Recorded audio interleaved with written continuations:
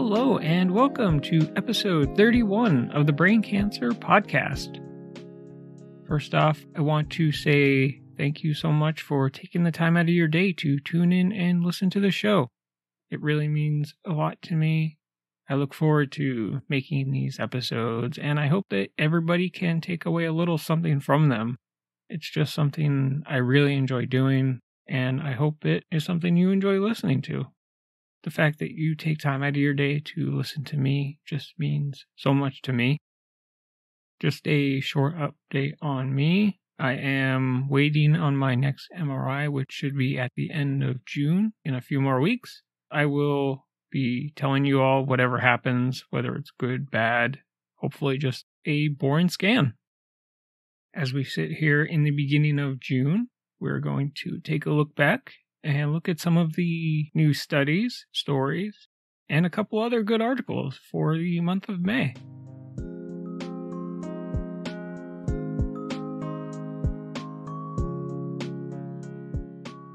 We start off with an article from Medical Express, which is titled, Drug Combination Might Prove Effective for 1 in 3 Glioblastoma Patients.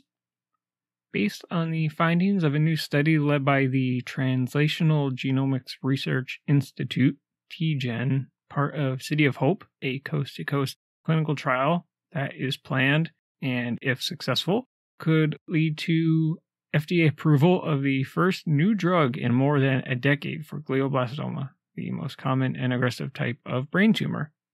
Using precision medicine to select only participants with a specific genomic, quote, signature of vulnerability, end quote, researchers expect the new treatment could help up to 1/3 of all glioblastoma patients. An estimated 18,000 Americans are expected to die this year from brain cancer, the nation's 7th leading cause of cancer death. Results of a preclinical study published in Neuro-Oncology suggest that a drug combination of MLN 4924, also known as pevondostat, when given in combination with a second drug called etoposide, I don't know if I'm saying that correctly or not, could help glioblastoma patients whose cancer cells have lost PTEN, a tumor suppressor gene. Genomic sequencing of patient-derived tissue samples showed those samples with a loss of PTEN also showed a spike in the expression of a gene called TOP2A, which research suggests resists the effectiveness of MLN 4924. By using etoposide to block TOP2A, the researchers believe glioma cells will be weakened enough for MLN 4924 to kill the cancer.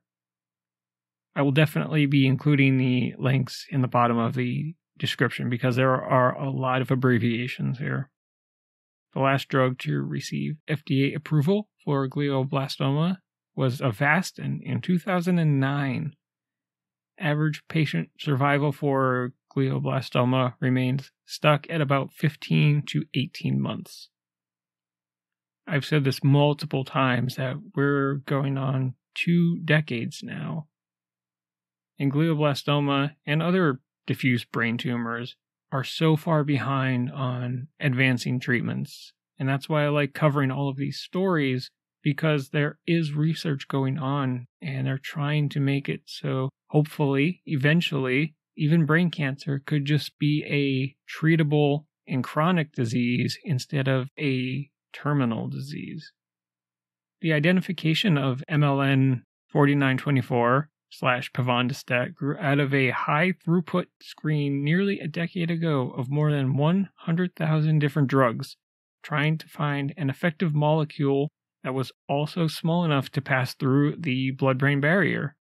From those initial screenings, researchers identified 4 drugs: arsenic trioxide, methoxamine, selinexor, and MLN 4924. The first 3 drugs have already undergone clinical trials for GBM patients, but were considered failures because they didn't substantially extend the survival of a sufficient number of patients. However, Dr. Behrens noted that they did work for a small percentage of patients with particular genomic profiles.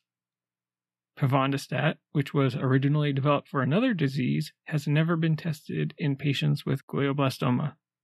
The team are planning a series of clinical trials at sites across the nation that will test the safety and effectiveness of MLN 4924 with etoposide. That drug combination, along with at least 3 others, will be tested in the Glioblastoma Umbrella Signature Trial, or GUST. An abstract of the project was presented April 13th at the annual meeting of the American Association for Cancer Research in New Orleans.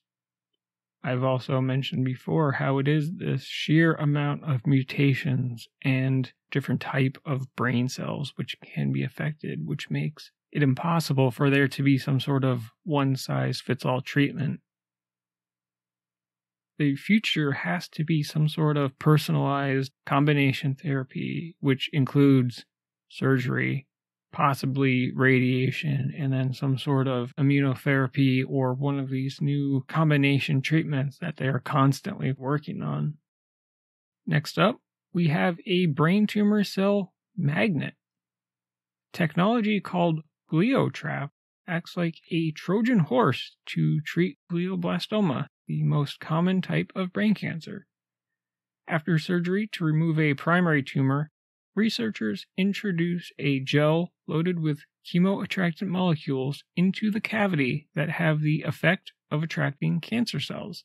The gel then releases doses of slow-acting chemo and radiation therapy that work to kill cells. Quote, "In our first test on rats, we inserted the tumor in the right hemisphere of the brain, then the gel in the left, and we observed a clear migration of cancer cells towards our chemoattractant," explains Lauren DeRay, who made the project his doctoral topic in radiation science and biomedical imaging at the Department of Nuclear Medicine at the University of Sherbrooke. The idea of attracting cells is the key point of this technology. As the co-director of research explains, it's been known for several years that glioblastoma cells migrate to various places in the brain, complicating treatment. Glioblastoma cells, they will tendril out and finger and burrow deep into the brain, which makes any sort of complete removal almost nearly impossible, and that's why we supplement them with radiation and chemotherapy. Studies show that some cells can even move a centimeter in a day. I wish I had some sort of way to explain how big that is for one cell to be able to move 1 centimeter in our brains over a day. I can only imagine that would be like me being able to walk to California in a day, and I live on the East Coast. I don't know if that's a good analogy or not, but it's something that I cannot even fathom. However, science has always been stubborn in stopping movement rather than exploiting it. Quote, "Every time we present the concept, most people in the field find the idea brilliant because it's a bit naive, a bit against what is done," explains the neurosurgeon and oncologist. It's a little counterintuitive because usually we try to block the process, which is harmful. But here we use this displacement potential to attract the cancer cell to the treatment, who is presenting her research and results at the ACFAS Congress in Quebec City this week. The team of researchers must now work on the agents and doses of chemo and radiotherapy that will be used. Quote, "I believe that within 2 years, we will be able to go into a larger animal model and ultimately, with more substantial results, go into clinical trials. I have a feeling it will work. Preliminary data that we are seeing are really exciting." Aside from talking about upcoming therapies and trials, I wanted to cover a little bit of brain cancer in the news. Very recently, the former Philadelphia Phillies pitcher David West died from brain cancer at age 57. This has now been 6 former Philadelphia Phillies players that have all died from brain cancer, and I want to cover a story that was written to bring this to light to more people. Dr. Mark Siegel said on Wednesday a string of brain cancer deaths of former Philadelphia Phillies players must be investigated. Quote, It is a cluster and it needs to be examined. The amount of incidents of deadly brain cancer are about 3 out of 100,000.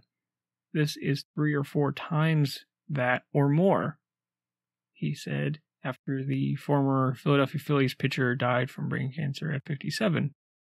West, who pitched for the Phillies from 1993 to 96, is the 6th former Phillies player to die of brain cancer. Other deaths included Ken Brent in 2003, Tug McGraw and Johnny Oates in 2004, John Vukovich in 2007, and Darren Dalton in 2017. Siegel said the use of radar guns should be investigated as one possible cause, while many have speculated in recent years that the since demolished Veterans Stadium may have played a role. The military has done research on microwaves that are given at very high frequency and a lot of exposure. You get hundreds of incidences of the radar gun being used during a game. I'm not saying that's what it is, but they've got to look more at the radar gun, he said, adding that chemicals used in old AstroTurf should also be investigated. He noted that 5 of the former players are former pitchers and catchers who would be positioned closest to the radar gun.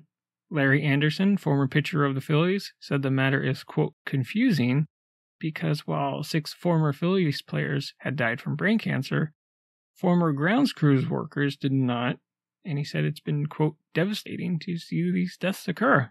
Longtime Phillies manager and player Larry Bowa questioned whether there was a link after the 2013 cancer diagnosis of Dalton, who passed away 4 years later. Siegel noted that brain cancer has not been seen in former Philadelphia Eagles players who played at the same stadium. I also wanted to give a quick update on the Colonia High School situation in New Jersey. When we last spoke, they were in the process of verifying radiation levels and going in and out of the schools and the entire area, testing for background radiation, and the mayor had this to say. He shared his findings of the environmental assessment in a press conference. Quote, "We are very happy to announce that our extensive testing for both radon and radiation in the interior and exterior of the school building produced no evidence of any cancer-causing hazards that warrant further investigation," McCormick said. This is terrific news for the current students of Colonia High School and their parents who are worried about their safety along with the current staff members. And it is also great news for all former students who attended and staff that have worked at Colonia High School since it opened back in 1968. We sympathize with anyone who has experienced brain tumors and brain cancers, especially those who lost loved ones to this terrible disease, McCormick said. But there is no cause and effect relationship between those illnesses and the building or the grounds at Colonia High School. It is our conclusion at the Department of Environmental Protection that the radiological status of this building and the grounds of this high school are consistent with typical background levels of radiation that are found in New Jersey. In fact, it is at the lower end of those background levels of radioactive materials. The health department also looked at brain cancer rates for Colonia High School and compared them to rates of brain cancer throughout New Jersey and the United States.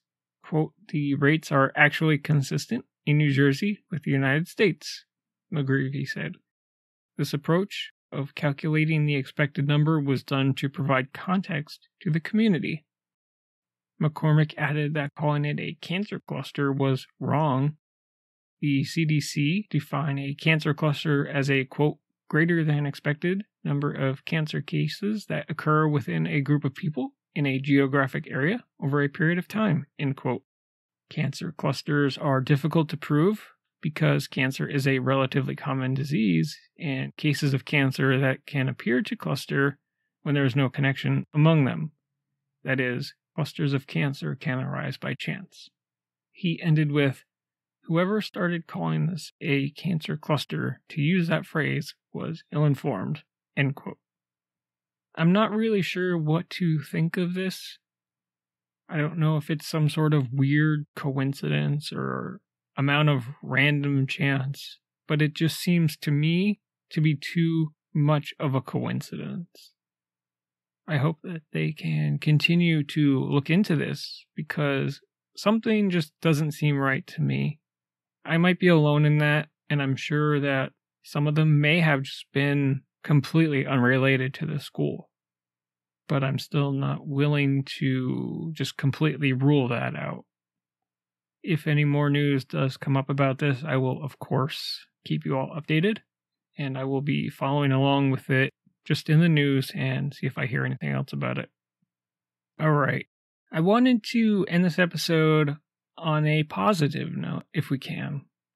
As somebody who had a tumor in their right frontal lobe, I can actually relate to what this guy was going through, as I'm sure many of you also can. This article came out just a couple weeks ago, and the title is Man Remarries Wife After Removal of Brain Tumor That Was Likely Cause of Behavior Change and Family Breakup. I want to start by reading the bullet points, which are at the top of the article here. Not understanding why his personality changed, Mr. Sadiyan, I don't know if I'm saying that right, recalled how he became aggressive and abusive towards his family.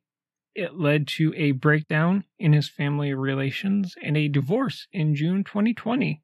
Later, he was diagnosed with glioblastoma. Doctors believe the cancer triggered his behavioral change. After surgeries that restored his personality, he reconciled with his ex-wife and they remarried in April 2022. This took place in Singapore, when Mr. Sadiyan turned violent towards his wife of 15 years and their 4 children, escalating to the point of police intervention and divorce in 2020. He thought his personality had changed due to aging and the lockdowns ongoing at the time.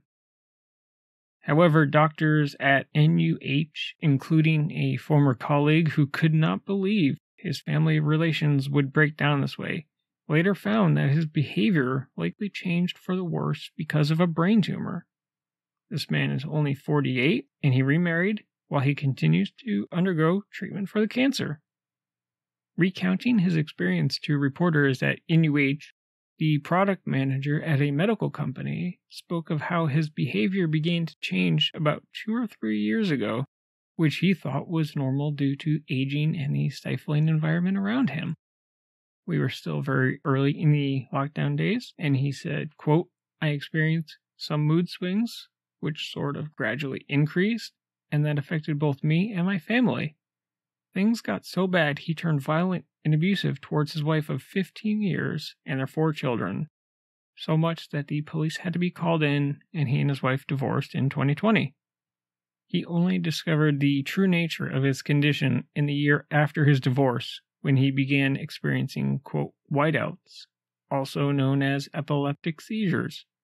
His first was in June last year, which happened to be while he was feeding his cat. I, quote, whited out for 20 seconds, and I don't remember anything in that time. I didn't fall, and I recovered 20 seconds later. I could see normally, but I had a metallic taste in my mouth. Speaking to reporters, clinical associate professor said that people who experience whiteouts will undergo spells of blank stares. Quote, suddenly you're talking, and then you're not with it. Total silence, or you stare with your eyes open, no movement or anything for 20 to 30 seconds, and then suddenly everything comes back. It was clear that he had a seizure, the professor noted. Mr. Sadiyan said he had several more whiteouts in the following days after his first, but carried on with his life, going hiking with his friends and driving. Eventually, he was persuaded by colleagues at the German medical company where he worked to seek medical attention at the emergency department. When he did, scans revealed a tumor 2 centimeters to 2.5 centimeters in diameter that was located in the amygdala. The amygdala is the emotional part of the brain responsible for rage and anger, and it governs survival reactions such as our flight or flight response. The location of his brain tumor likely affected the emotional part of his brain, triggering the aggressive behavioral changes that led to his divorce. A lot of his anger was probably the result of the tumor sort of impeding the function of this part of the brain. Initially thought to be benign, the later diagnosis was a glioblastoma after it was removed and examined. Mr. Sadiyan said that when he received news of his diagnosis, he tried to find out more about it online, but he could not understand the complicated information that he read. He added that he did not divulge his condition to his ex-wife and children at the time because they did not want them to respond badly to the news. Last July, he went for 2 operations to remove as much of the tumor as possible, which will help prolong his survival. Each operation took around 4 to 5 hours. Following the surgery, the associate professor said some functions of Mr. Sadiyan's amygdala could have somehow restored, which explained why, quote, all of his violent behavior disappeared immediately. Mr. Sadiyan said that things went back to normal. This led him to reflect on his past actions and his violent tendencies with his family. All of a sudden, I was thinking, why did I divorce? Why did I do this? Why did I do that? He added. It was during his post-surgery recovery that Mr. Sadiyan reconciled with his ex-wife, who learned of his condition and supported him as a friend. She helped me quite a bit. She drove me to the therapy. They eventually got back together, and in March this year, his ex-wife joined him for his appointment, where they told the doctor of their plan to remarry. Even though the prognosis for glioblastoma is poor, he is hopeful that Mr. Sadiyan's condition will improve. So far, there is no indication of any recurrence of the cancer. We hope that he will outlive the median survival, 12 to 24 months, and hopefully longer. My life has changed. I don't plan for a month or a year on where to go, how to do things, he said. A day-to-day life is all that he now needs, he added. Minus the marriage part, this was almost exactly how my story went. I had noticed personality changes, which eventually became severe personality changes, and I was angry all the time. I was the polar opposite of the person that I truly am. I had blackout episodes. I definitely had a couple seizures that, because my brain tumor was messing with my brain so much, I didn't even put together that was something wrong and I didn't remember what happened. Much like Mr. Sadiyan here, it's so confusing and our brains control so much that we just don't know when some things are going on, and it takes an outside person to either get us to finally go see a doctor at the ER, or far too often we have something like a seizure which lands us in the ER. When I woke up from my first surgery, despite the obvious headache, I felt like myself again. My head hurt and I looked like I lost a bar fight with a baseball bat, but everything was normal. I could think clearly. I felt like myself again, and it was freeing in a way to know that it wasn't me that was acting like that, and it was the brain tumor that was causing me to act like that. It is quite hard to explain, but reading his story and how much it relates to what myself and many others have gone through, it's a little bit comforting, I suppose. It's hard to put in words, but I'm glad this man was able to reconcile with his wife and his 4 kids, and they can go through the rest of this cancer treatment and hopefully live a long and happy life together. I just wanted to end this on a somewhat good note, but I think we're going to wrap it up here. Thank you so much for taking the time out of your day to tune in and listen to the show. You can email me at any time at braincancerpodcast@gmail.com. Make sure that you follow the page on Facebook at facebook.com/braincancerpod. I try and post on there every single day, and you can send me a message on there if you would like. Follow me on Twitter at twitter.com/braincancerpod. Make sure that you like, subscribe, or leave a review on either the Facebook page or the podcast page. You can leave reviews on Apple, Spotify, and you can leave comments on Podbean where the show is hosted. But I'm not sure of every single podcast app, so whatever works for you. I will be back again soon with another episode. I'm not sure of the topic yet, but I have a couple ideas, and I'm going back and forth with a couple people to come on as guests and share their stories as well. If you would like to come on, just contact me, and we will work out the details. This is a show for all of us, not just for me or for one person in particular. This is for all of us. I don't even like calling it my show. Like, I try and always use our show because this is for us. I will not go off on a tangent there. Thank you. Thank you so much. I will be back again soon. I hope you all have a great day or night, and I will talk to you again soon. Bye.